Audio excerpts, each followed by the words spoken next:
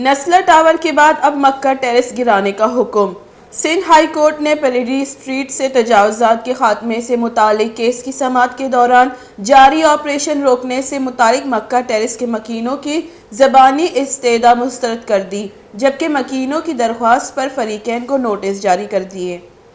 درخواست گزار کے وکیل نے عدالت کو بتایا کہ مکہ ٹیرس کے بجلی کاٹ دی گئی۔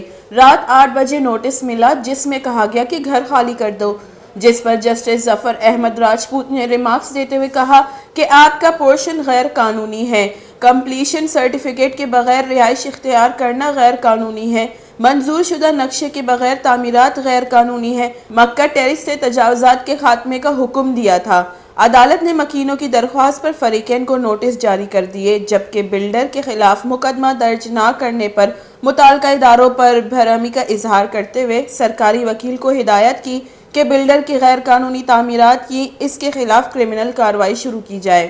عدالت نے بلڈر محمد وسیم کے خلاف کارروائی کرنے کا حکم دیا، جبکہ کارروائی کی رپورٹ 8 نومبر تک طلب کر لی۔ عدالت نے مکینوں کے وکیل سے استفسار کیا کہ مکینوں نے غیر قانونی تعمیرات پر رجسٹری کیسے حاصل کی، جس پر وکیل نے کہا کہ ہمارا کوئی قصور نہیں ہے، یہ سسٹم کی خرابی ہے۔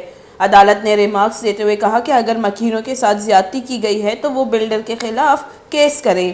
وکیل نے مزید کہا کہ ہم عدالت انصاف کی فراہمی کے لیے آئے ہیں، جس پر عدالت نے ریمارکس دیتے ہوئے کہا کہ عدالت آنے والوں کے ہاتھ بھی صاف ہونے چاہیے۔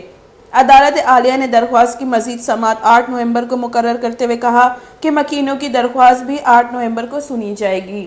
وش نیوز، کراچی۔